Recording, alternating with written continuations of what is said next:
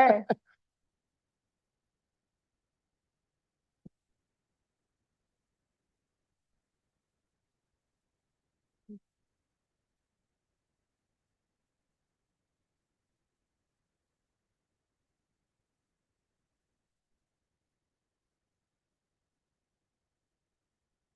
And there'll be like questions, huh? So what do we? Yeah. Put Yeah, the Zoom- who's ever in the audience, and then people will ask people if they want to put their question within the chat. Okay. Cool.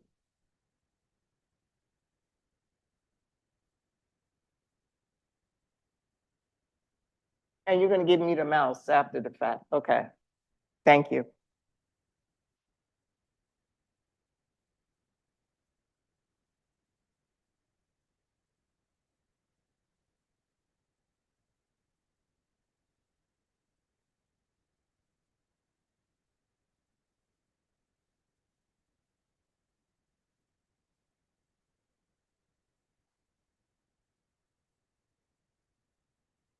So a good conversation. Yes.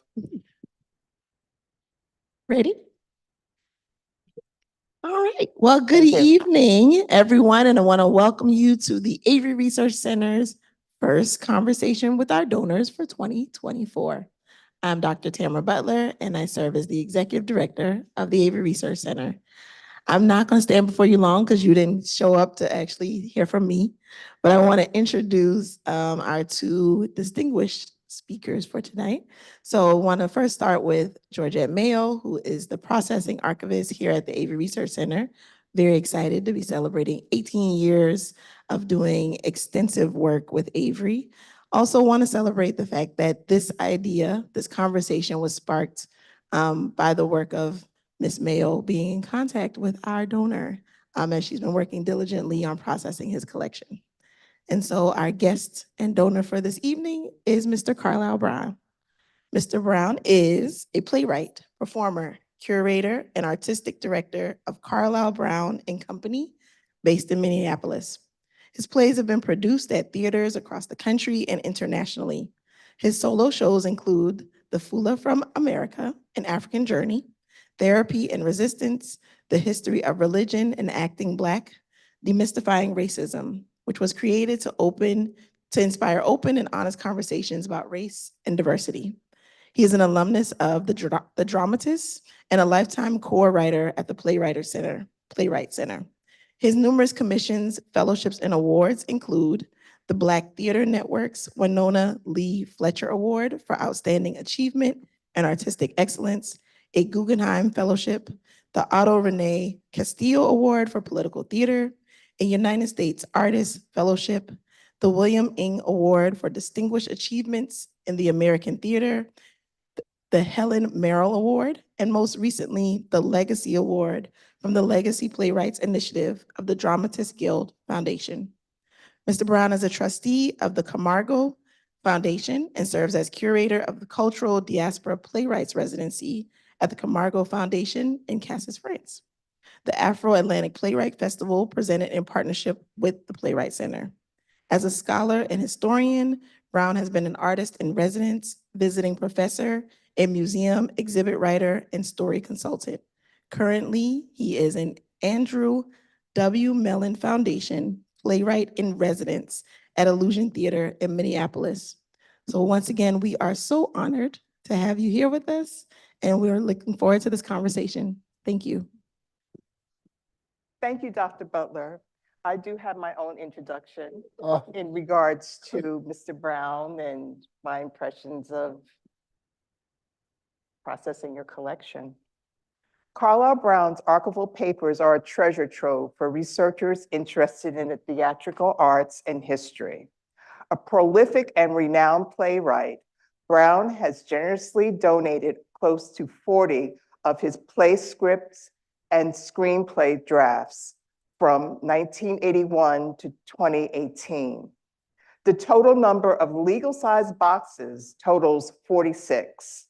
In archival language, 19.18 linear feet. Included are stage photographs, audio-visual recordings, and research documents accompanied by corresponding interviews, play programs, and reviews. Many of Brown's works explores the lesser-known aspects, historical aspects of the diverse and complex Black experience as illustrated in his plays, The African Company Presents Richard III, which we will discuss about tonight, Dartmoor Prison, and Are You Now or Have You Ever Been? Prior to writing plays, he was a chief mate and licensed captain of tall sailing vessels, specializing in 19th century schooners for nearly 20 years. Documents regarding his sailing adventures are also included in this collection. I consider Mr. Brown a Renaissance man for his diverse accomplishments. His collection is personal to me. My former colleague, Deborah Wright, was always suggesting that I work on processing his collection. I finally began in 2022. Midstream, I had a major health scare. While I was on part-time sick leave, I found inspiration in organizing and describing his vast collection. Perusing Brown's plays became a welcome retreat during my good days. Needless to say, his archival collection will always hold a special place in my spirit. The Avery Research Center for African American History and Culture at the College of Charleston is proud to highlight Carlyle Brown and his works through his archival collection. Thank you. Thank you so much for being with us. My pleasure. All the way from cold Minneapolis. Well, it's not all that warm here. But no snow either place, right? Yeah. So I'm going to start off with a quote that you said many years ago, and which is found in your numerous papers.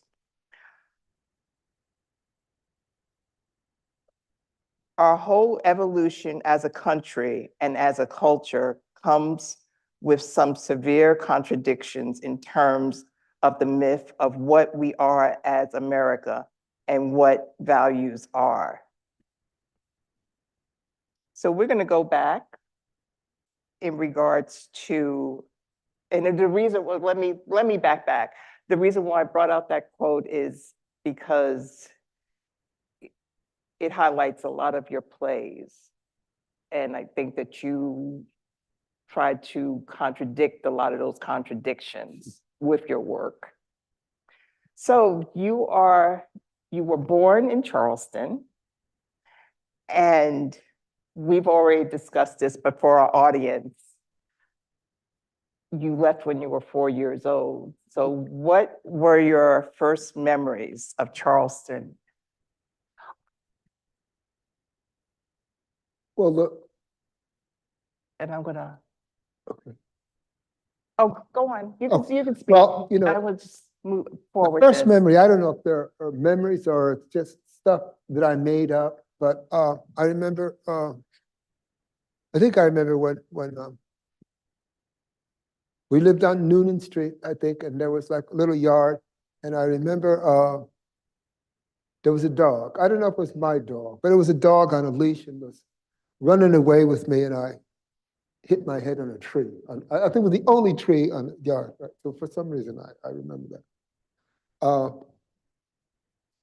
When my great-grandmother died, I remember she was laying, on the bed, and I guess maybe, she hadn't been to an undertaker, so there was the family, but I remember there was this group of women that I didn't know, and I don't know, they were like mourners or something like that. I mean, they were crying and just, and then my great-grandmother, from the waist up, she stood up in bed, right? And everybody went like, whoa, that went like, whoa, and then they just pushed her down, gently pushed her back down and then started wailing again, So I don't know, I might have dreamed that up. But the thing I most remember about Charleston was, not here, but with my family in New York. And my grandfather was a superintendent of a building, and he had, in his apartment was like part of a storeroom, but there was this sort of kind of big space, which was a gathering place for people who were, well, they were all Charleston people. So it was kind of, what I remember of Charleston was this community in diaspora, right, who kind of stayed together and played a lot of bid whist, talked a lot of trash. And so one of the photographs that we have here, the one right up here, if you could follow my cursor, or men in your family. Yeah, the far one there is, when I was older, I guess I was in high school. That's why I'm walking past my mother. I look like a smart-ass teenager. Right But here, this is Carlyle Brown right here, where Yeah, my that's me cursor right there. is. And that was the room. That was the kind of the entrance of the room. And in there was, the apartment. And, there were just always, at least once a week, there was like a gathering of people. And there were always people. My grandmother was a woman who, I guess she was sort of like a matriarch of that community. And, people always talked about her like, you visit her and you'd always leave with something, some advice, a meal, a hug, and there was a lot of talk about Charleston geography.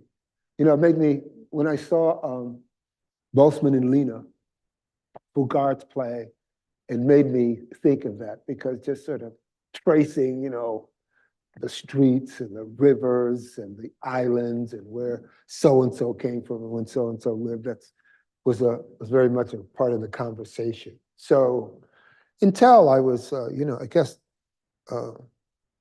maybe preteen or something, I didn't go to Charleston, so I didn't, in place. Right. But the Charleston I knew was that room. So this picture, just for people to know, was circa 1963. That's what was labeled on the back of your photograph. Oh, and that one there? Yeah. Yeah. Well, I guess I was older than a teenager. Yeah.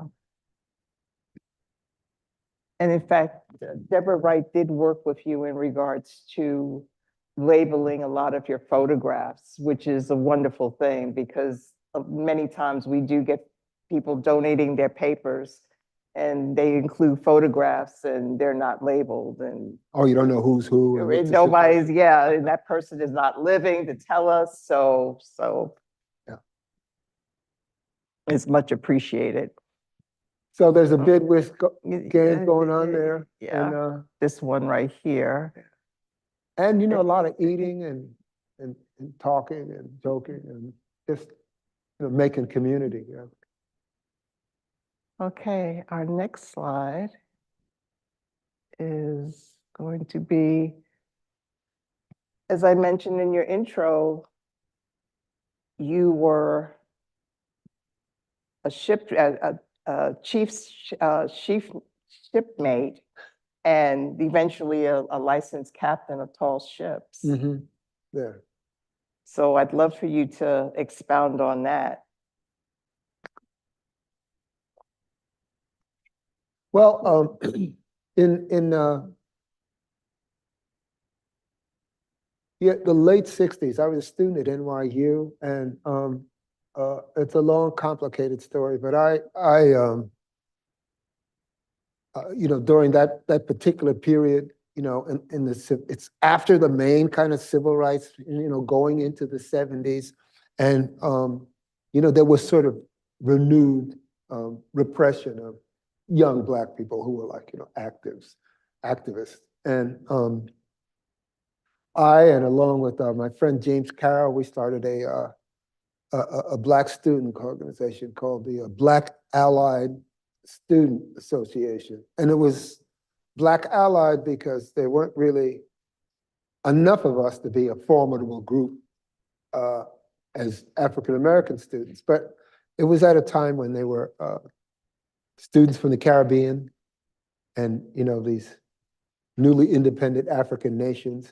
And so there was a kind of Pan-Africanist perspective with this kind of student group. And groups like this were, under surveillance by the FBI and authorities and stuff. And I had, I'm taking a long road around the story, but I had reason to believe, I thought, that I fit the profile for people that were looking for and entrapping. And so I just, my girlfriend, Lauren, she was pregnant, and I just felt vulnerable. I wanted to get out of Dodge. I had a friend, a Muslim friend, his name was Lukman, who my son was named after. And he had an idea where I would go. He would say, well, there's this island off the coast of Maine, it's off there, and they have this, well, it's kind of an adventure program. I think you would be good at it, but no one would sort of find you there. So he recommended me, and I had to take a course. And make a long story short, it was a sea school, and they had 30-foot pulling boats where they took young people out into the out into the wilderness of the coast of Maine and tortured them and tried to build their character. So that was with Outward Bound? Yes. So that's where I learned to sail. As it turned out, I had like a knack for it, and from there, just one thing led to another, and one day led to another day, and I just went from one boat to the other, and it was a kind of a life. I liked it. I liked the life, and I love the sea. So it just kind of like went on that, and the boat over there on the side where I'm straddling the boom, fixing something on the boom. That was a schooner in New York Harbor. It was like a charter boat that did 3-hour sails, around the harbor for tourists. And it was, one had to develop a lot of skills because, the currents in New York, are pretty severe, like, 5 knots. I mean, at the other end of, Manhattan, near where Rikers Island is, all that water from Long Island Sound is trying to pour into the East River, Right. Bottleneck, and so it kind of makes it fast. And similar thing is sort of happening to the Hudson, So there was always this undercurrent of war, plus wind and whatever. Plus there's traffic everywhere. There's ferries and freighters and tugs and barges sort of pushing around. So you're the smallest thing out, you're big, but you're the smallest thing out there in the harbor, and you're wind powered. I mean, there is an engine to get you to the dock, but so, there was a lot to learn about like ship handling, and I got pretty good at that. Yeah. So. And this ship right here? Yeah, the other one was like later on in my career, it was called the Ernestina Morrissey. It started off as a highliner fisherman for cod. What's that movie?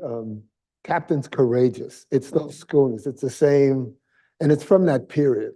And it was built in 1890 something, I think 1892. And at the time, it was like a highliner. The reason they have all those sails there is, how that business worked was that these boats would go out into the Grand Banks, and where the ocean floor, it's offshore, but the ocean floor rises up, lots of sunlight, lots of nutrients, and there's lots of sea life.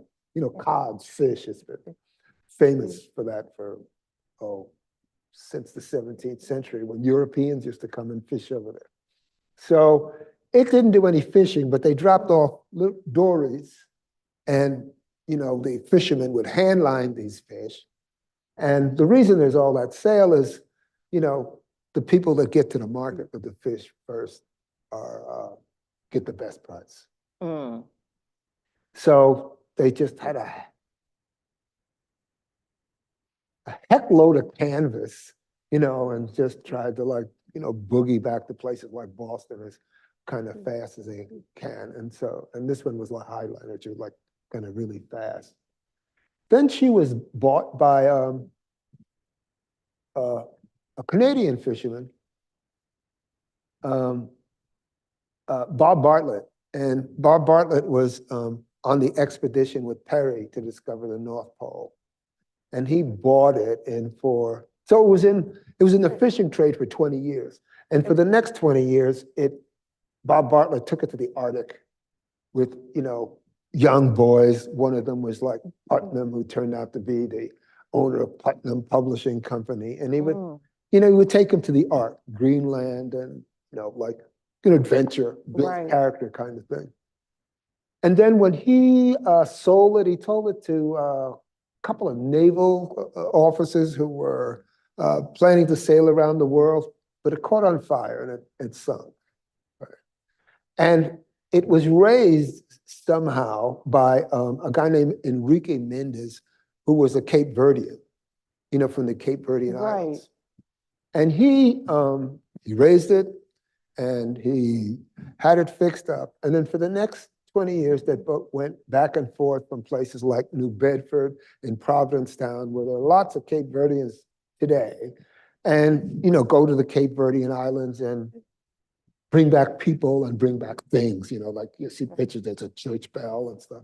And they did that for 20 years. And then I think in the 70s, after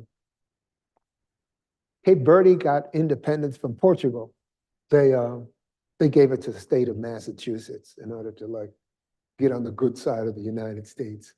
And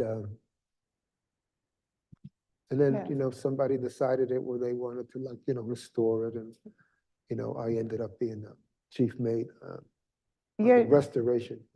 You wrote several essays in regards to this experience also. That's in your collection, so. Yeah, it was very interesting. The idea that this thing would have such multiple lives and have such impact on so many people and different. Right, and one of your essays was even published in Sail magazine. About the Ernestina? Yes. Yeah. So we have that in your collection also. Yeah. So the next slide is your ship that you purchased back in, well, it was built in 1894. Yeah. I don't remember when I had it. There's a note in the back of this particular photograph saying that you purchased it after your mother passed. Yeah. My father left me a little money, and I wanted to. That's pretty devastating. So I bought her, and I just started poking around the New England coast just to. I sailed it by myself, and I wouldn't call her a ship. She's a boat. She was like 26 feet, and she was a good boat. She was a good friend. Yeah. So moving on to your theater experience, which is really entwined a lot with your experience on being on ships and boats, because you would write while you was out at sea.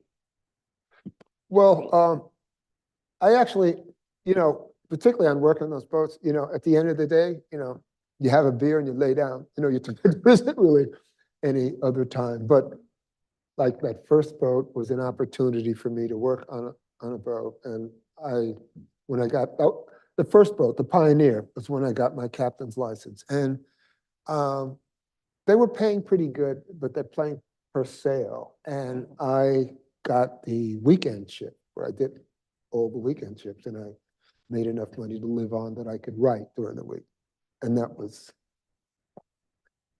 when I started, having the time to put out some plays that kind of propelled my career. So you established 2 theater companies, one that's current, but your first one is called Laughing Mirror Theater. Well, this writing thing, this theater thing was really getting to me. I was imagining all of these scenarios and things, while I was aboard ship, but I wasn't really paying attention to my job. And you have to, you're responsible for a lot of things. So I decided I needed to get it out of my system. And so I guess I could have gone to school, but I think it was just, total arrogance where I was just kind of like, I rented a loft in Dumbo, which is now a very expensive part of New Yes, York. it has. But I got 3,600 square feet for about, it was like $300 a month. And, big ceilings and me and a partner of mine, Sam Foster, we, built it up. I mean, it was just like bare, raw space. We had to put in a bathroom and, do all that kind of construction to make it liberal. And it was, big space to have anything, dance, theater, to put on plays, which is what we did. And we would have house parties. We had like regular sort of house parties. And, towards the end of the night, we would say, okay, everybody, you're going to watch a play now. And we would, that's how we got audiences. And that's how we. So this would be around 1970s? Yeah, decade, 70, 77, just to give exactly. people a time frame. Yeah, that was 77, when I started this theater company. And, I just call it Laughing Mirror because it has to have a name, but, when you, when you discover yourself, when you look in the mirror, and really discover yourself genuinely, you laugh, it's, enlightenment is funny, it makes you happy. So that's kind of what we called it. And your present company? Yeah, Carlyle Brown and Company. Yes. Well, that's like a long, it's a much longer, the motive for that kind of company was that to get, often to get produced, people commission you or, they look for subjects that they want to have, in the theater. And I wanted to, have more control over the development of my work. In other words, one idea like leads to another. But most of all, one has to, plays are written, you're in a room all alone by yourself, and often my wife would sometimes say, and you're playing different characters and kind of different scenarios. My wife would sometimes say, Carl, are you all right? Are you in there alone?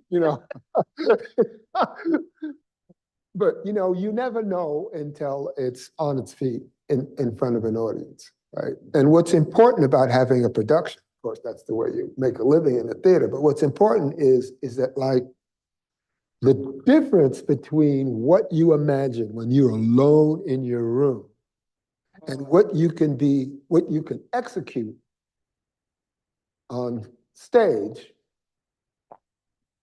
the space between that is what you have to learn, right? I mean, that's really, I think, the only way you could really learn is to see, oh, if your imagination can fill this live space with live people. And so, I started a company. You had to be organized in a way, like, raise money to sort of do it, like, do a do-it-yourself kind of scenario. And that's a lot because I realized processing your collection, you're writing the plays, but then you're also looking for funding, you're writing grants, you're dealing with agents, you're dealing with the theater productions, the people, the dynamics. All of this is in his collection, so it's amazing. Yeah. You have and particularly if you're the main person doing it. Yeah. Yeah, well, I had like a lot of help from my friends, and good. And Minneapolis is a great place to do theater.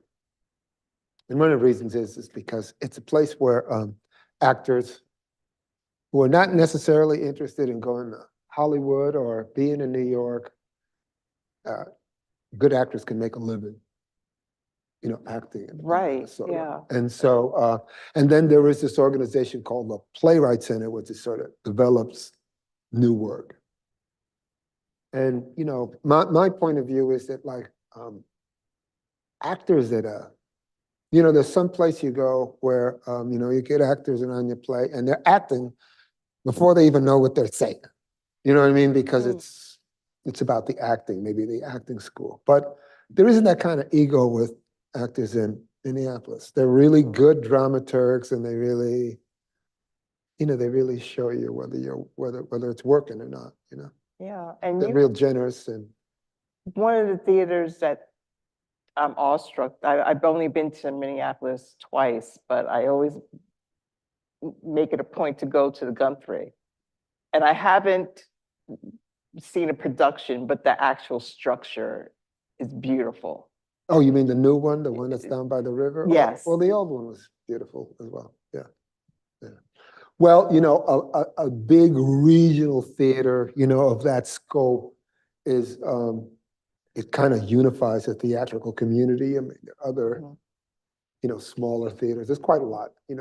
It's said that there's more theater per capita than anywhere else in the country, and the audiences are good. It's a supportive artistic environment. So the only problem with having your own theater company is, which I realized over time, is that like, why wasn't my phone ringing? And they would say, well, he has his own theater company. He doesn't need us. So Double-edged sword. yeah, but I think the work that I created over time, it really helped me grow from moment to moment because I was, kind of in charge of my own development, so to speak. And speaking of your numerous plays, I have listed every play that we have in your collection. And in the beginning, I was so excited to read my intro that we're going to talk about this in just a minute. I want to go back. Let's see. I don't want to end the show. I'm going to start it over again. Sorry. First time with new shoes.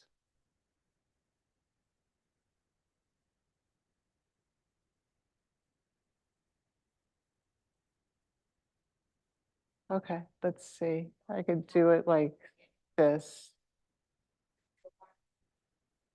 Yeah, let's do it the easy way.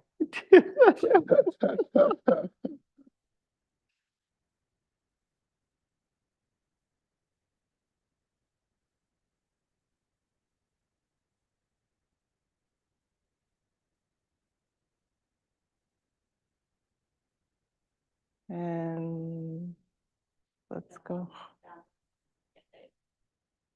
Okay. Okay. So I try to put them in the order that we have them listed chronologically on your finding aid. So these are all the plays that you've scripted. And several of them, 3 of them we're going to highlight tonight, starting with The African Company Presents Richard III. But there's more, right, than those things. There's more. Yeah.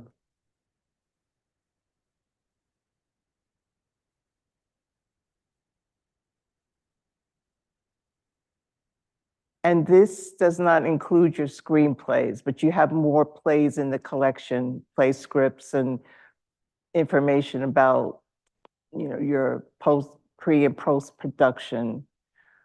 We already done that. So we're going to,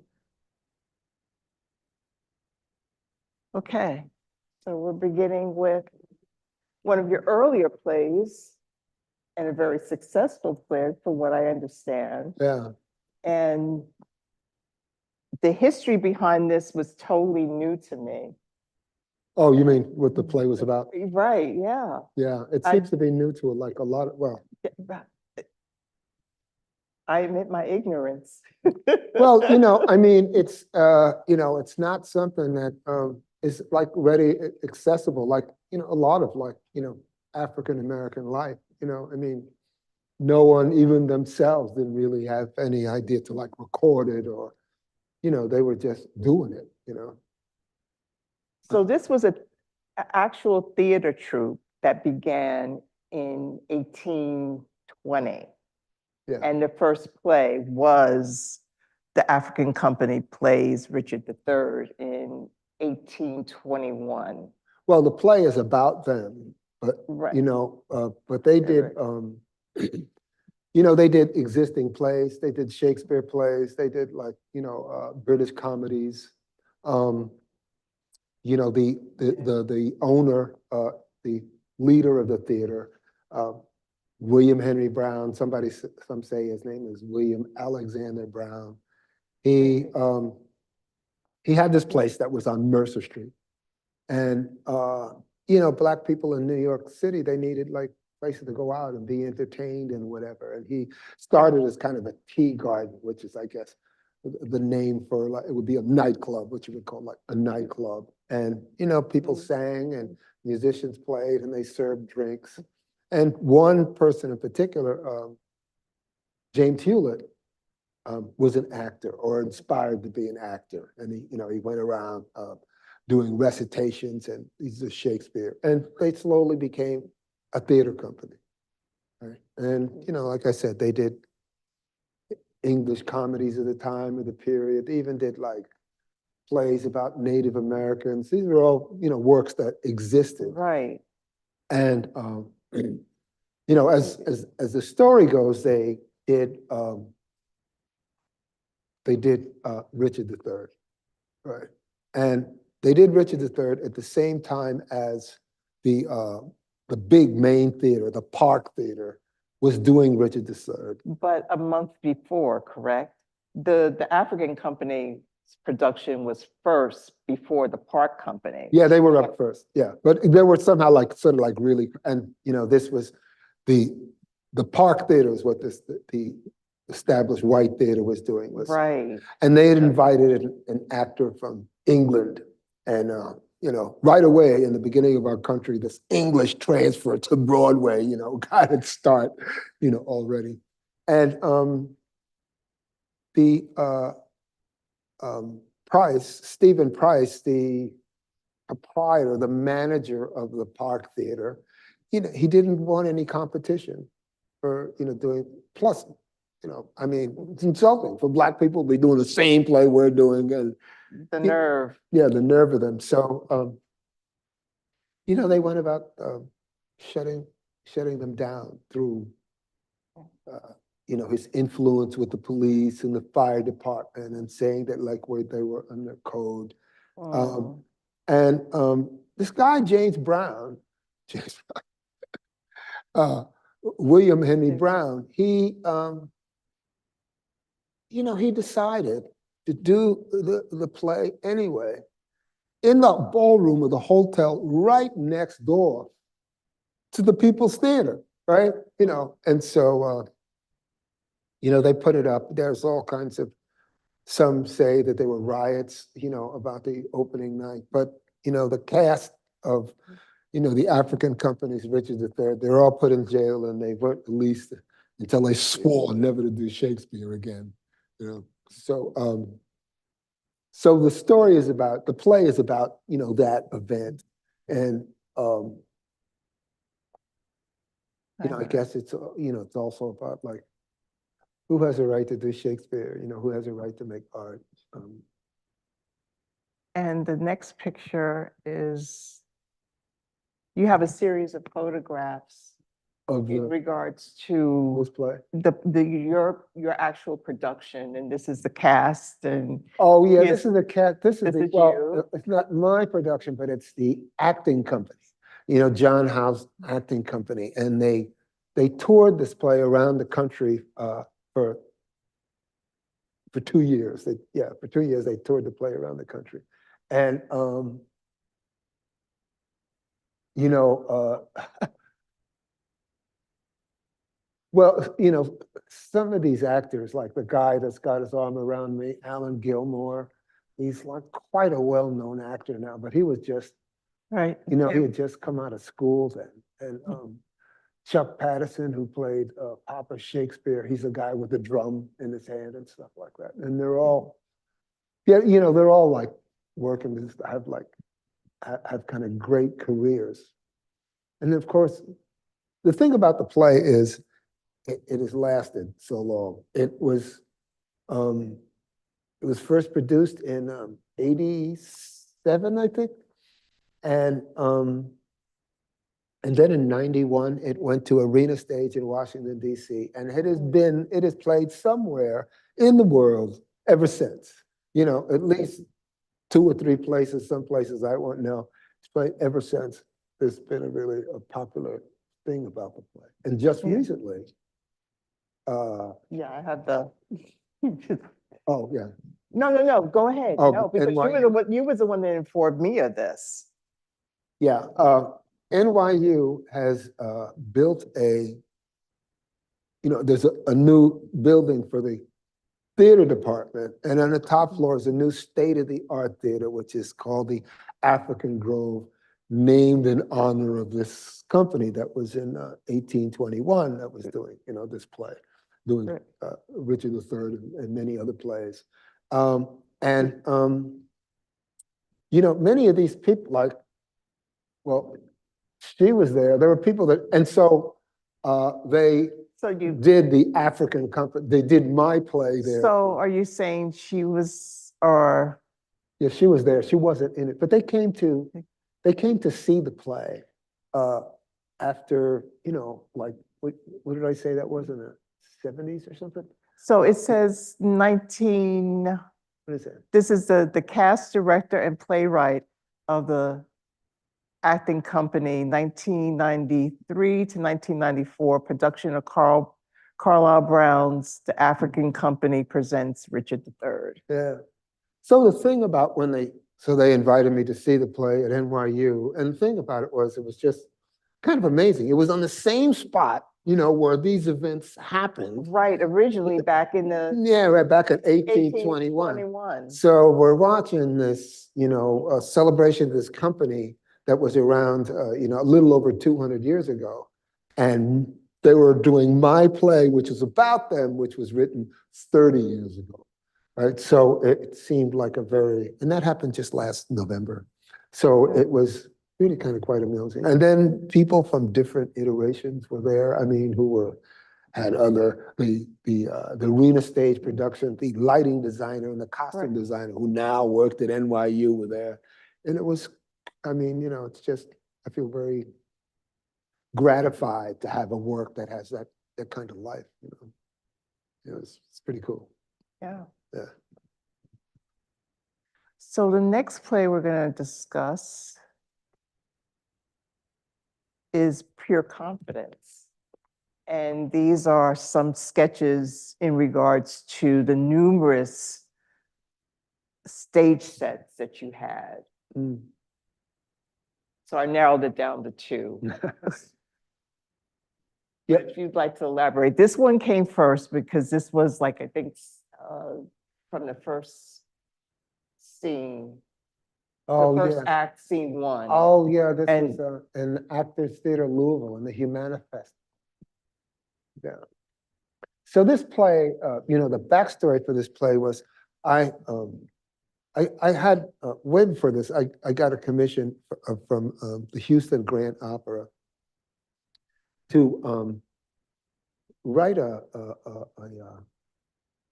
to rewrite a book into a musical. It's called St. Louis Woman, right? And it was, it was written by County Cullen.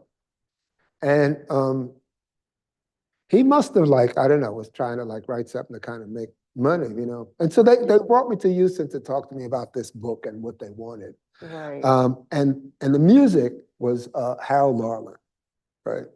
And the story was, in the 18th century, and the character Augie was a jockey, right? And I didn't know anything about like sort of black jockeys. And it was, in some ways, I was amazed at County Cullen River because it was a terrible play. It was a really racist and misogynist, mostly misogynist. And so when they said, well, what do you think, about the play? And I said, well, I think it's the most racist, misogynist thing I've ever read, Well, now that you know how you really feel, that's why you're here, right? Because we want you to, I guess he said, want you to clean it up because with opera, we're concerned with the music.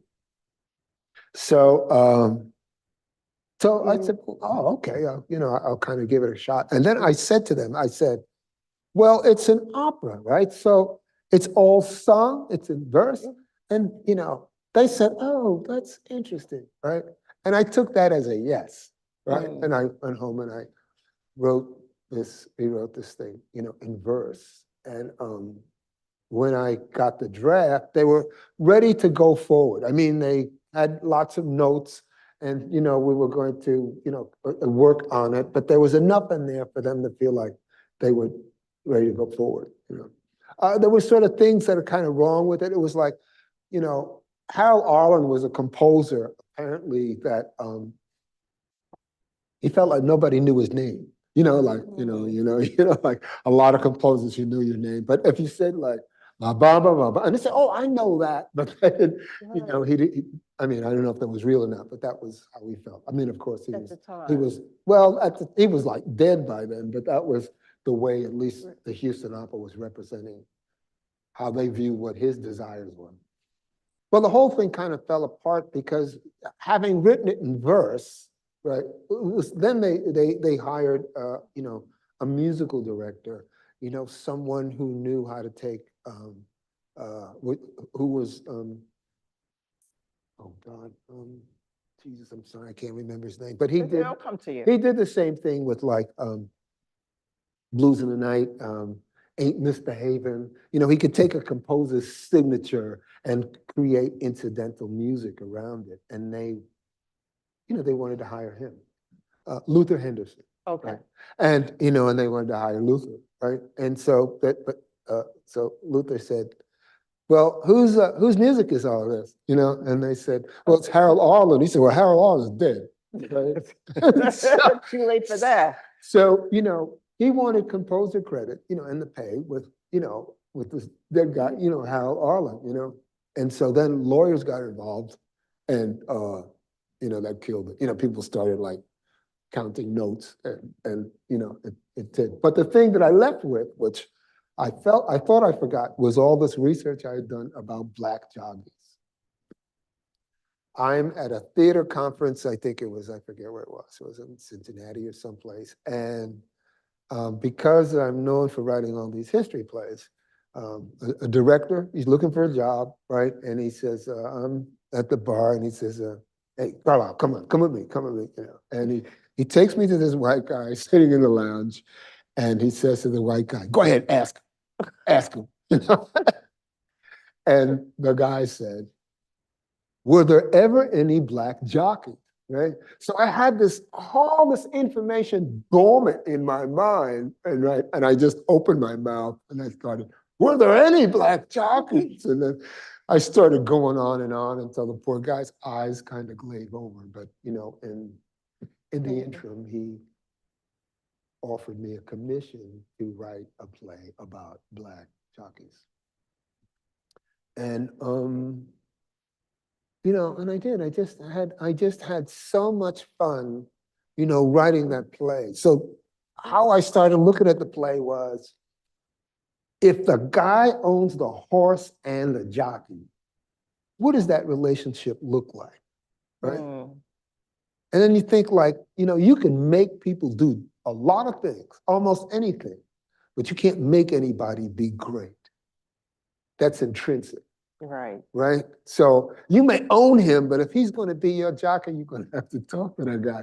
You're going to have to give him some incentives to be its best. And, I began to realize what an amazing thing a jockey is. These little guys getting top on these big horses, racing along. And I mean, you have to be strong and really kind of courageous. And they were really They're really special people, special athletes. You had noted that you learned that jockeys were the first national athletes in the first national sport. Yeah, if you looked at, horse racing in the 19th century, it looked like basketball today. All the top athletes were, which is, so it's what was sort of interesting about writing the play that I could sort of explore the complexities of slavery. What it is to like own a human being and yet they're a commodity and sort of trading them. But a black jockey who's making you money, first of all, he's inside the deal. He knows what the deal is, so Right. he could tell you no. And he can. I mean, whipping him is not an option, right? I mean, if you own him and you were to sell him and you whipped him, then the buyer would like look at his back and say, "Oh no, I'm not buying this nigga." You know what I'm saying? Damn good. Yeah. Like kind of damaged goods. So they are in the historical records there. There are jockeys. There was one kind of particular jockey who rode this horse called Gray Shadow, and he I forget which one of the presidents, he beat him all the time. And he was just, he knew he was deformed. He was like a hunchback, but he knew what he was worth. And he just like mouthed off at people all the time. He was just absolutely, outrageous. And I kind of created a character based on him, just in terms of just the way he was, Now, who designed the sets? God, I can't remember, the sets. But when we did it at Actors Theater of Louisville, it was that kind of set there, and it was the most marvelous set I've ever had. It rotated. Right, because you had numerous scenes Yeah, that were different. yeah, With different the locations. with different acts, different scenes. So Well, it was done quite a bit for a while, and people had different ways of changing those scenes, but at the Louisville production, which was first, it was like really really extravagant the way it's like turned around and just it's in the South side. So. right, and then isn't that where they had the Kentucky Derby? Absolutely, and that was so I had an access to that world aside from the research that I was doing, going on the backsides and meeting jockeys and trainers and it was pretty you gotta play about horse racing that's opening in Louisville, you better get everything right, So because even in your collection, you even have like the horses running, which was part of the stage play. Oh yeah, Yeah, several different tracks. So yeah. I mean, Yeah. there's no like horses running, but there's a you couple have of devices to if you got to play about a horse race, like you got to see it or experience in some way. So there's one that a group of people are watching, and sort of commenting on it, and then there's another scene in which the actor that plays the jockey Simon, does a sort of a movement thing while he's going around, the track and like with dialogue, and the other actors doing a chorus to try to sort of bring the energy and and it's the end of the first act, then it's when he like falls and gets all broken up and Yeah, so those recordings, those little brief snippets are included within your collection also. Mm-hmm. So, and a lot of research on Black jockeys. Yeah, they were just, the story of black jockeys are kind of pretty phenomenal, the number. I mean, the majority of the horses in the first Kentucky Derby were black jockeys. Yeah. So a lot of good research. Yeah. Included. Mm-hmm. Yeah. Okay, let's see what we have next. So the last play that we're going to talk about is Down in Mississippi, which is a longer title because it's a gospel musical, correct? Yeah, I guess you call it gospel music, but like, freedom songs are dispersed into the piece. Yeah. It's about Freedom Summer. Mhm. And it was a commission for Miami of Ohio, which part of Miami of Ohio is the school doesn't exist, but has its archives and things on campus. It's like Western College. And when those students, I don't know if I should say some of the history of what the Freedom Summer is. I don't know what people know about it, but Go ahead, go ahead. you know, You have time. SNCC did in 1963, SNCC did a mock election and registration, right, to see if they could get Black people to vote. Of course, it's not without going to the courthouse and not like, voting was not a problem. It was the registering to vote, very much like it is, today. And so they prepared that to see kind of like what the numbers were and what the strategy was. But ultimately, they decided if they were going to go for this, to get people to register, well, Black people have been dying trying to do that for, years. So, they organized about 100 white students from prestigious colleges and universities around the country with the idea that if their life at risk, the country would pay attention to what was happening.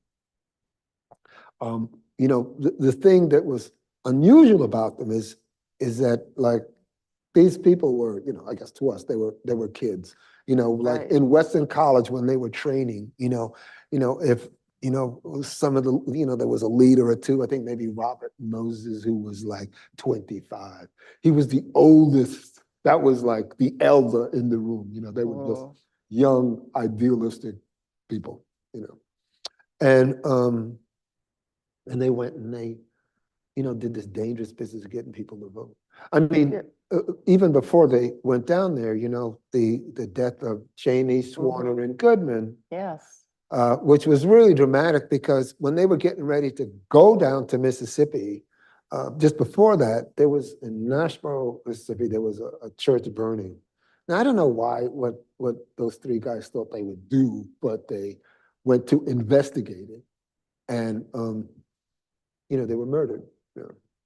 So, they were murdered just like a couple of days before they were everybody, the Black SNCC workers and these 100 white kids were going to go down to Mississippi. And so the thing was that like, if we put white people in danger, right, then, people will pay attention, Well, there was always the risk that something would happen, and it did. It did, right before anything happened. And so, the people were asked, like, you don't have to go, right?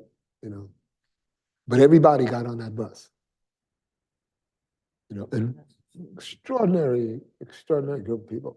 So, so that the thing, that I was, so the school, Miami of Ohio, they commissioned me for the play, but they had no Black students in their department, right? Right, like doing theater, So, I just decided to like whittle this down to like, 3 characters, right? It just in order for it to happen. And so the thing that I focused on was, that they were, these kids really, I mean, I guess I would call them kids. Right, they were young and, having all the things that, young people want to do, they want to get laid, they want to get party, and they're idealistic and stuff like that. They're, unhinged in some ways. And none of them really had much interaction with cross race, right? So all of it was new, and sometimes it was sort of like, very confusing. When they went down to register Black people to vote, Black people would often defer to the white people about like, oh, is that right? We call them boss and stuff like that, and the white kids said, no, no, not that, So it was a very sort of complicated personal relationship where they were all had to be together to do this very dangerous thing. And so, I don't know, so it was a really interesting play to kind of engage in and write. And the kind of different perspectives that people might have had if, they chose to do that sort of thing. Right. You even wrote a guidebook, the volunteer manual, which is part of the collection also. Everything that we're showing, particularly, on this PowerPoint, is just the tip of the iceberg of the items that you have in your collection. Well, when we were doing the production at, Miami of Ohio, there needed to be like supplementary material. I mean, because it's an extraordinary piece of history. I mean, number one, what they were doing and what they were trying to do and who they were, and it was so dangerous, right? But they had some success, right? Enough success. Fannie Lou Hamer was involved, enough success that they created a political party, the Mississippi Freedom Democratic Party, right? And went to the convention in Atlantic City, right? Looking to be seated as delegates, right? Well, so it's a pretty crucial change in kind of history because Johnson, was president, was kind of he needed the Dixiecrats. He was a good. He's not like Johnson there, He was a good vote counter, and he was very ambivalent about seating, these Black delegates. And, the Dixiecrats, who are now the Republican Party. See, the party of Lincoln, these people, they were not the party, they were Southern Dixiecrats. And they changed their names and their nominations to Republicans, right? So that we could just behave the same way. So it just wasn't that. But this switch happened at the Atlantic City Convention. When the Black delegates weren't seated, then SNCC, which included Stokely Carmichael and Rap Brown, were like the leaders. Sellers, who we also have his collection. And they said, "We're out of here. You can't trust white people. You can't do anything with them." And so Black power began at that kind of event. So this story kind of leads to a very critical reshaping of American and activist politics, which formed what happened for the the rest of the into the 70s. So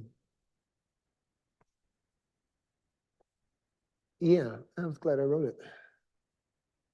I'm going to backtrack for a question that I hadn't asked. I think that you touched on it here and there, but for the audience, I'm quite sure that they're might be interested in your creative process. How do you come across the plays that you write? Each one is different. So you shared the experience of the Black jockeys and how you came upon that from the St. Louis Woman, but like your other plays. Well, I mean, I've encountered, doing work for different reasons, and but one of the things is, attempting to, make myself into a better writer. Sort of like submitting to like, different challenges, in storytelling and in crafting a story and making, making something that's audiences can receive. I don't say it's always enjoyable, but so. There are kind of basic things about, I guess, there has to be some kind of conflict, it doesn't have to be a fight or sort of whatever, but, people,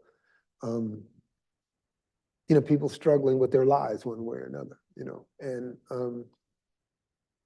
so I mostly, try to figure that out. I mean, it's grown like sort of over time. Like, you start, like writing and someone gave me some really good advice once, about like, I spend a lot of time like working on dialogue in the sense to make that how a person speaks is believable and different from distinguishable from the other people around them that are sort of in the play. And someone had said to me, she says, like putting character and dialogue together, you don't have to work on that no more. You know what I mean?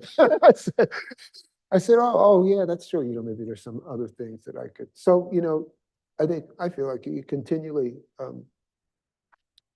trying to improve your craft. And sometimes I've opted to write a play to achieve something else that like I think will take me to the kind of the next level.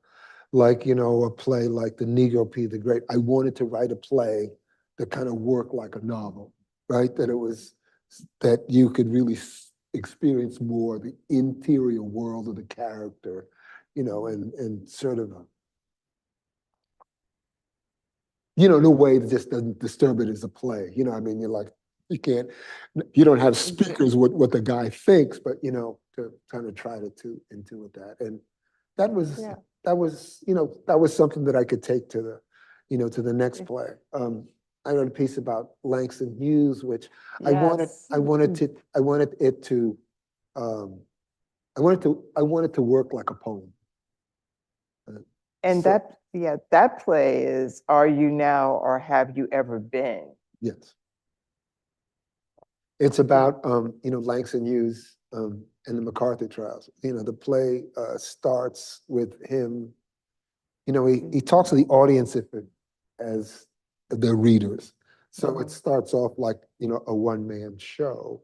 And, he talks about his life and his work. And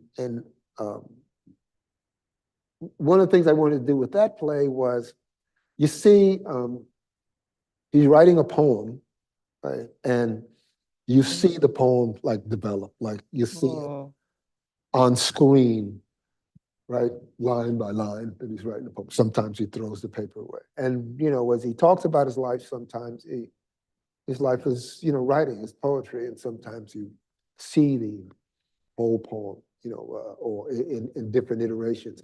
And I was concerned about having the poem appear on the screen the way he wrote them on the page, right? The way they looked on the page. And, maybe, a stanza will come up first, and there's one like Harlem Sweeties. It's just like, it just like scrolls up. And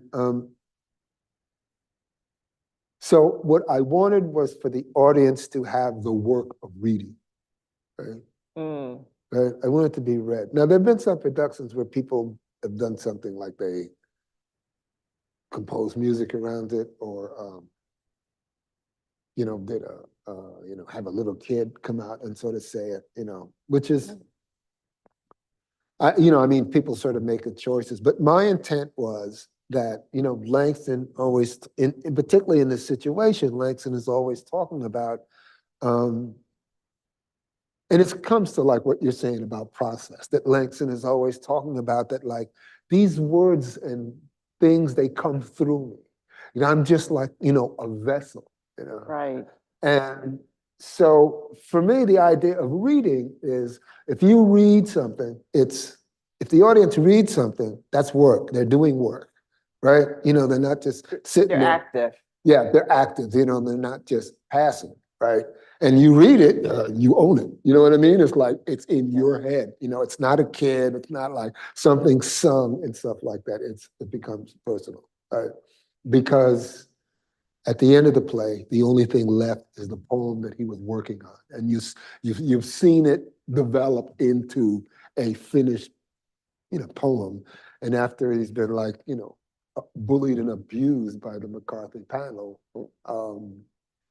you feel like he's defeated, but the last thing you see is the rest of the poem, And it just doesn't say the same thing if it's a music. I mean, for one, it's already musical already. It's poetry. It's like imposing another form onto, a form that Langston did, And if you have a kid, then the poem is the kid, he's saying it. But I wanted the audience to own that poem and to see, to hopefully at the end understand that there's always what he created. That's going to be there.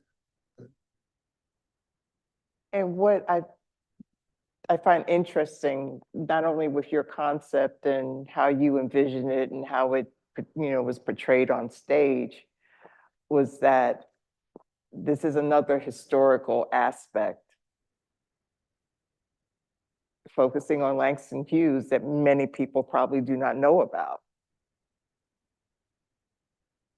Well, history is important. I mean, that's a challenge for, I mean, many Black artists and whatever, is to, fix the misconceptions of history that we're subject to. I mean, that's something we have to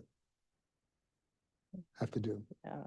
And you also played a part in that play, correct? Yeah, I played his lawyer. I forget, James something. I played his lawyer. There were, it was an easy part for me to play. There weren't too many lines. He had like one outburst, but he usually sits there looking mad and like, oh my God,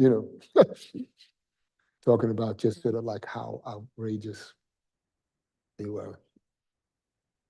And I think another thing that I'm sort of proud of, like sort of people say, is that like the second part, which is like about a third of the play, is at the hearing, right? And there's, McCarthy and Roy Cohn and Dershowitz. I think, oh God, that's terrible name. But anyway, they were, I just took this transcript and edited, right? And and it was not too really hard to edit because it was just like repetitive and boring and sort of aggressive and whatever. But at the end of the day, they were very good at eliciting the answers that they wanted. To kind of like close them in a box, and I wanted the audience to see that as well. And as well as from his responses, that these were people that have no imagination. I mean, and we see that from our politicians. I mean, we're run by people who just, they can't imagine a kind of person other than themselves. And I'm, so at least on an intellectual level, these people are not to be feared. I mean, they're violent and vicious and stuff, but they're. Speaking of acting, you were here 20 years ago when you donated your collection and you acted in a Spoleto production, The Pula from America. Yeah. The Pula was based on a trip I made to Africa in '81. I was living in that loft in Dumbo, and I got a grant. I went down to the mailbox and I opened it up. I came back upstairs and I had this big oversized map of Africa on the wall. And I opened it and there was not a lot of money. I forget, maybe like five grand or something. And I looked at the map and I just got on the phone and bought a ticket, and a round trip ticket to Dakar. And, I went by myself and just had a pretty incredible adventure. And I turned that adventure into, that play, The Fuller from America. And, in the play, like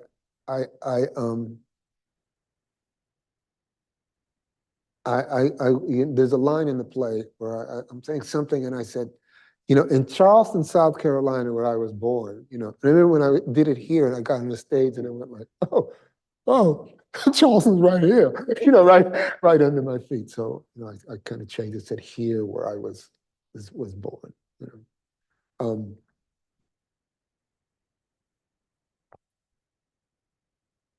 it's a kind of play about going home, and it really sort of, well, I knew it, but it really sort of resonated to me in a spiritual way about, being in Charleston and being, from a Gullah Geechee family, and the whole Africanness about the whole thing. And that sort of really struck me when I was here, that like,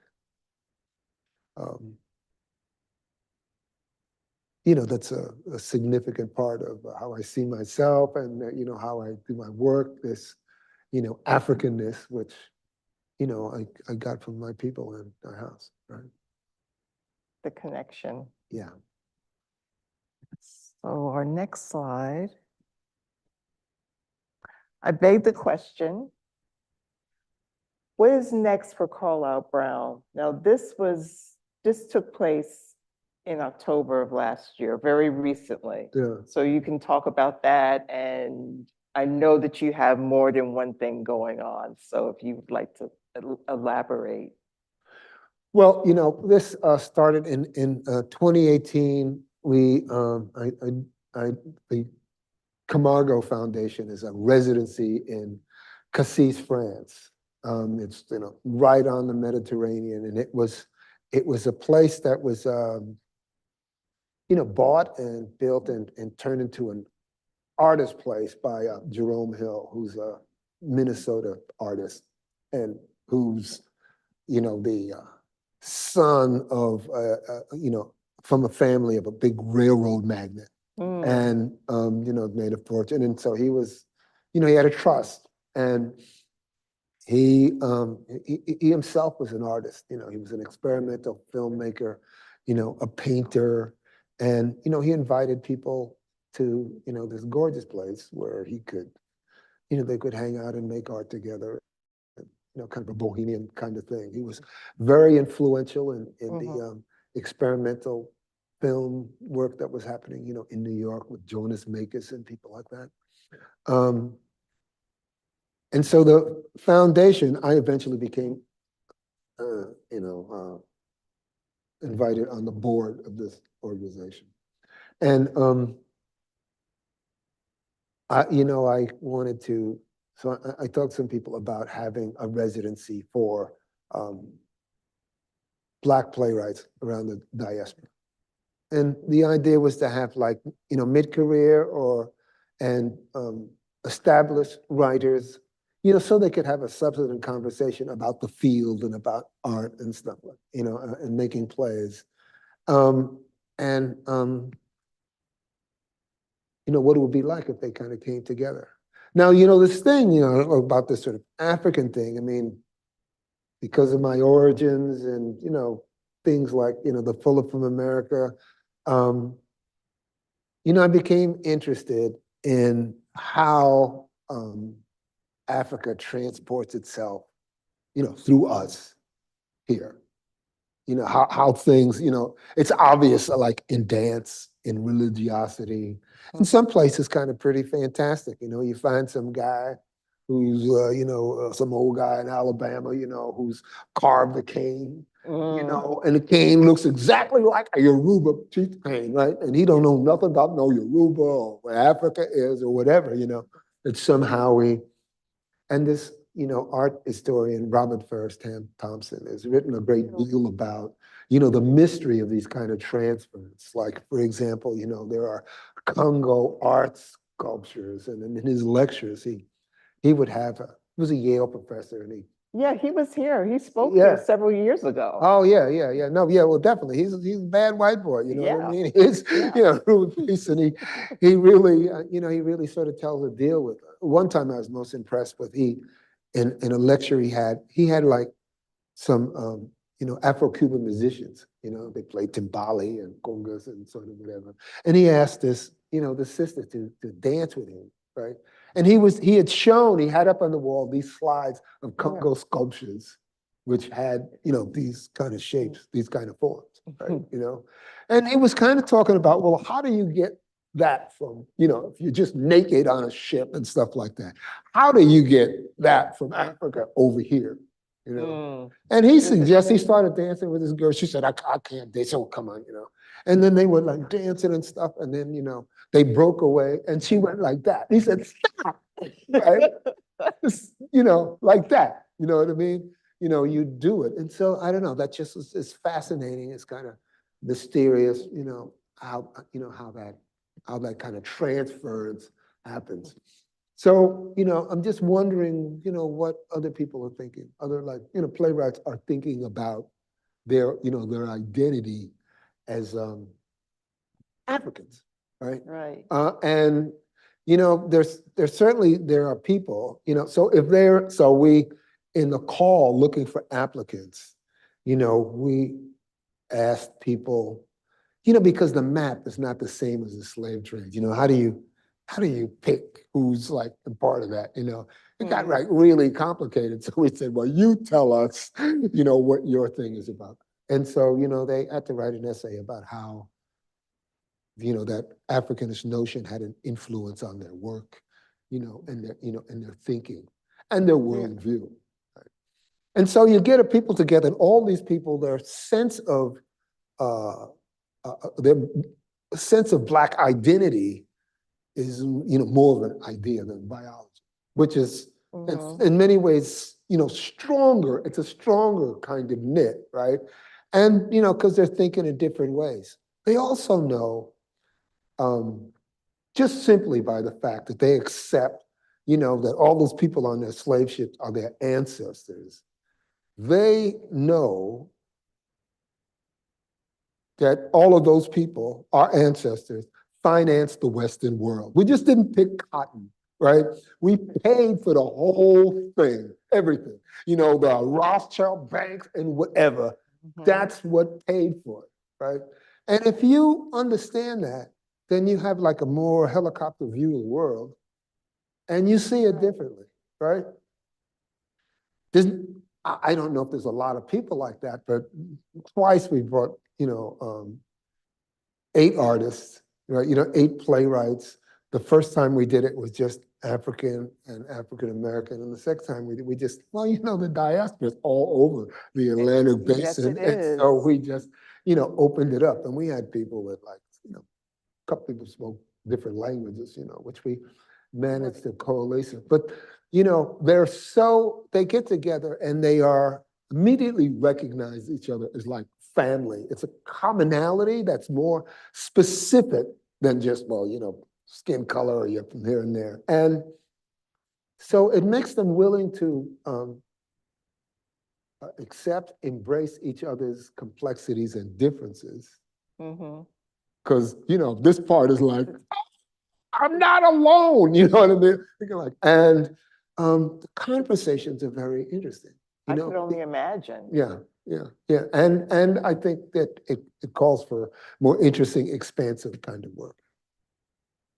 So, and, one of the things that we say that, what the residency is for is to come together to practice your craft, your voice, and your Africanness without the white Western gaze, right? And almost everybody says, sign me up, Immediately. Yeah, let's do it, take me there, And so we did one iteration, and because of my contacts in Minneapolis, I curated to take there 8 writers, and 3, we had readings, and then just in October we had like for the group that was over there in 2022, we had one full-length play, a production, and 2 readings, as a kind of mini Afro-Atlantic festival, and some discussion about what it is, because also we're confirmed about our collectivity on that, but in terms of it specifically, we disagree like mad, about Great minds. Yeah. Great minds will do that. Yeah. So my mission is to, people say, we got to keep doing this. So my mission is to try to find a way to keep doing that. So that's one thing. That's part of the future, one of your future plans, right? Yeah, I think it's ongoing. It's sort of like in motion. Right? Okay, my personal last question to you is, what do you hope researchers gain from viewing and using your archival collection? Well, I hope they get at least as much as I've been getting through, visiting the collection. I mean, it's been 20 years, and I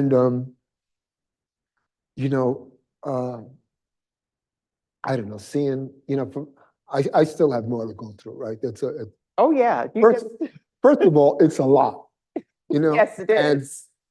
And there's stuff that I just Let totally, me- you know, don't remember.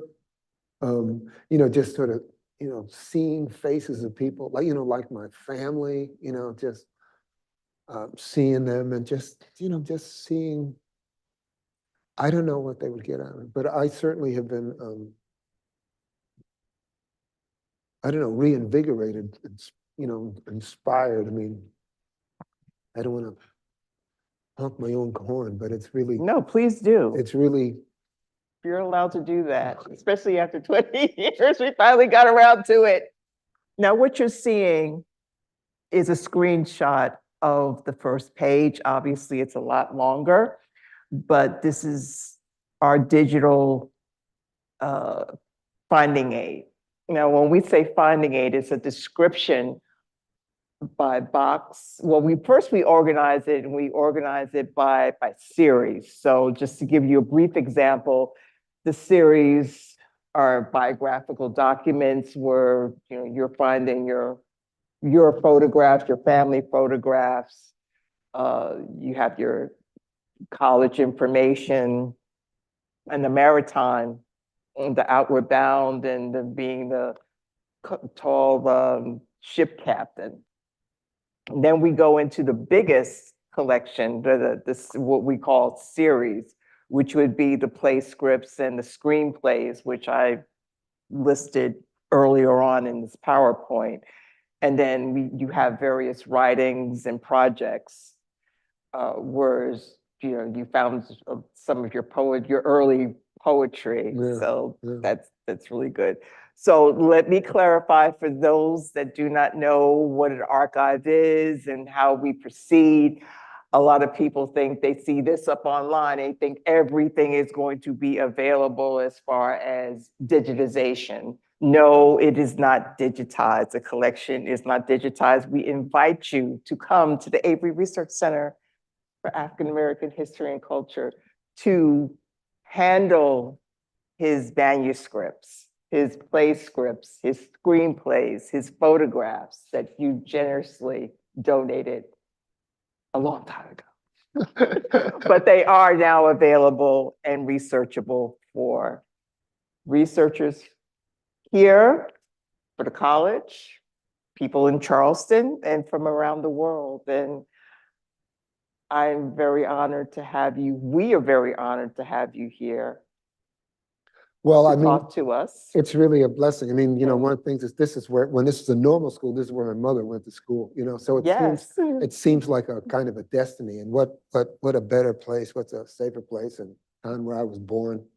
So there are all kinds of like symbolic things for me, you know, like I was born here, and I come to see my archives. It's kind of weird, you know. I mean, it's cool, but it's kind of like, Yeah. it's kind of Yeah, like, walk the rooms that your mother she was most likely in this auditorium at one time or another. yeah.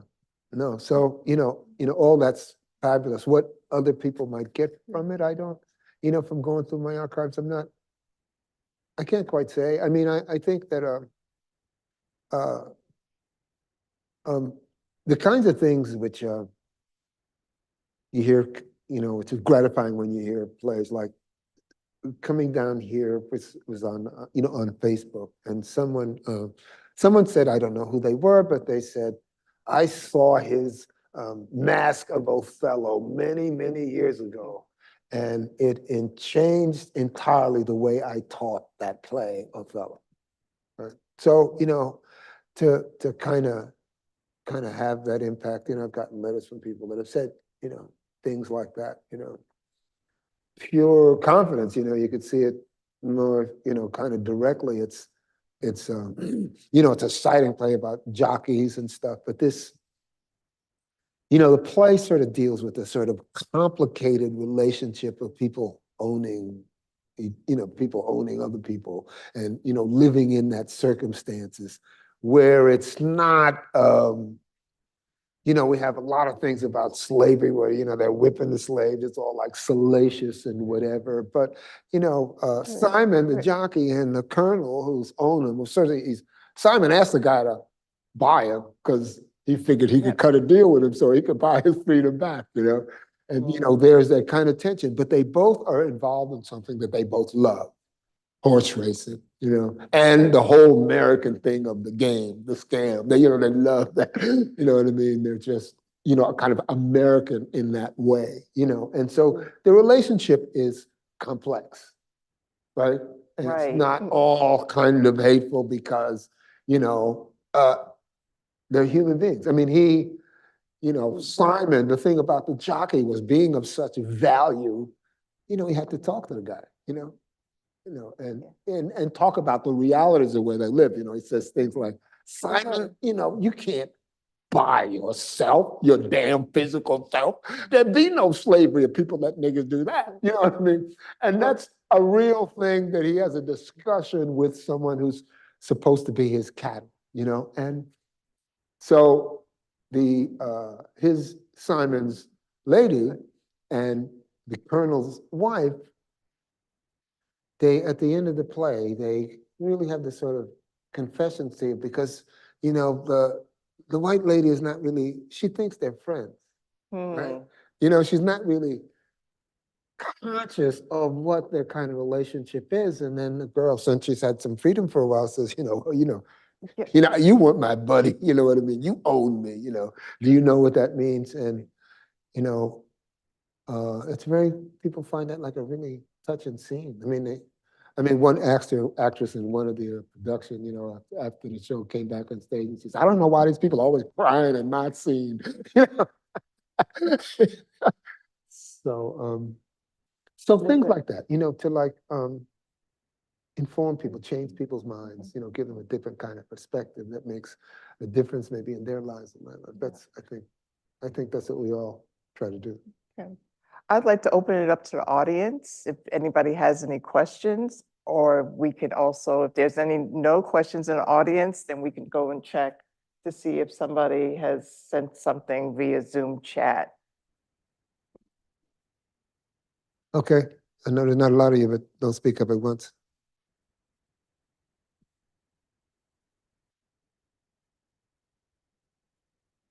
Do you have a favorite? Mention of the method of Othello, but is there a favorite one that you would recommend people to engage with? I think there's pure confidence. Pure confidence. Yeah.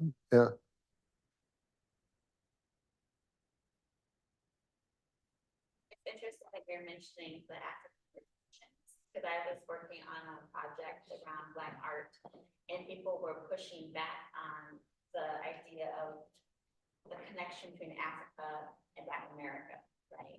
And thinking Black America art is stand by itself, and that you should highlight that. About the history of. I don't think it's on the bottom.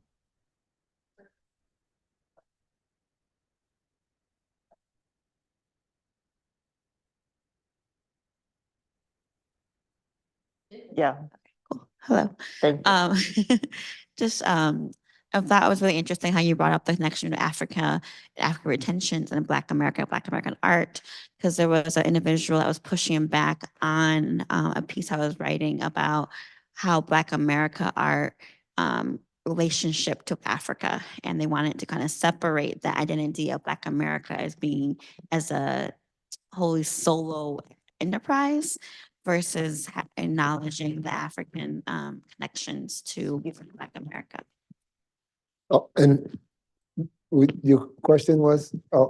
The question was, how would you have responded to an individual who was pushing back on Africa connections to Black America art? Well, I think maybe to have a conversation with someone like that, they would have to. It would be a difficult conversation if they didn't really know more history than that. I mean, it's kind of pretty clear, that we, came from Africa, and there's some things that retain it. And I see that when I get, from this Afro-Atlantic, Playwright Festival and the residency that precedes it, we get applications And there are quite a lot of Black people don't know anything about that, right? They don't really have any way to like kind of think about that, that they are, separated from Africans anyway. And I guess you have to accept that, like, culture is like, complicated, right? Like these people that come and they come together and they identify with each other as African in that way. But it's more an idea than any kind of like scientific, ethnic kind of connection, right? I mean, so I guess people have to, kind of accept that there are people in, in Africa, like anywhere in Africa, like West Africa, if you go from like in Fuller, if you go from like Senegal, like where I travel, you go from like Senegal to Sierra Leone, there's all kinds of people, right? And the only thing they have in common is that they're Black. They look different, they have different characteristics, they're right? But, they all live under the sort of same oppressive history, right? The people that oppress us, they don't see any difference. That we're all the same, but we are the same in, some kind of constructive ways. Welcome. Okay, we do have a question. We have several questions in our chat. Ooh. The first one, have you ever worked with the Negro Ensemble Company? Yes. Little Tommy Parker, I think in around 91, was produced by the Negro Ensemble Company, and it was directed by the late great, well, maybe he's not late, Douglas Turner Ward, and it's about some minstrel performers in a railroad car in Hannibal, Missouri, in 1898, and it's about their lives and how they try to escape harm doing this kind of like demeaning exercise of putting on blackface and, demeaning yourself for people's entertainment. So it's about them and how they, they cope with their reality.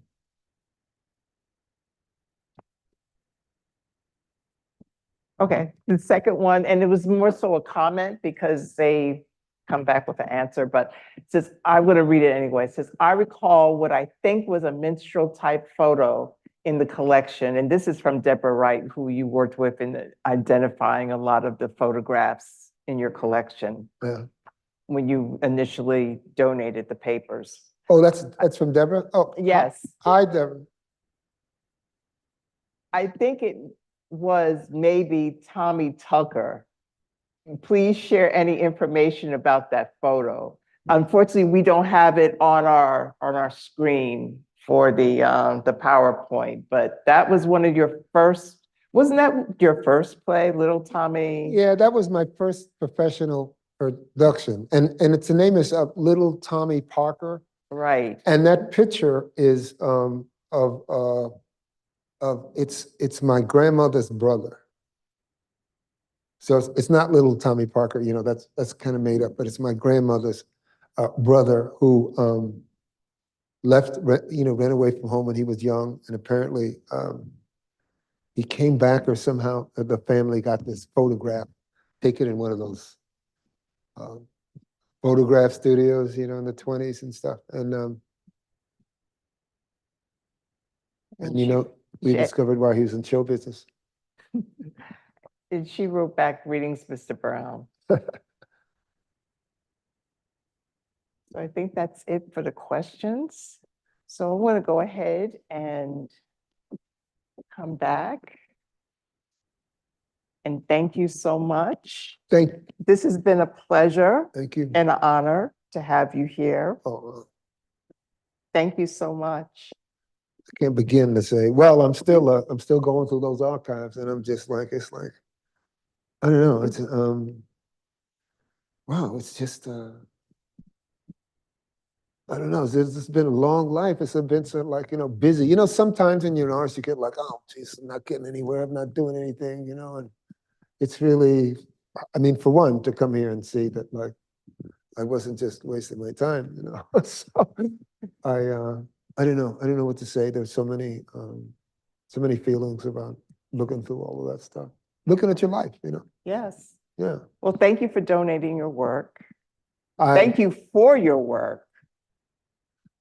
Well, you know, I'm glad it donated because the way I move around and stuff like that, just some of that, a lot of that stuff might just be gone, you know. So I'm glad it's deposited someplace where it, you know, it's safe. Although if I want to look at it, that means I got to come to Charleston. It's at the table, but it was good. You know, there's more to do even beyond this trip. There's actually like more to do soon. Okay, I'd like to go ahead and thank our audience for being here and our audience via Zoom, via YouTube, and for those that will watch on YouTube in the future, thank you for watching. Have a good night.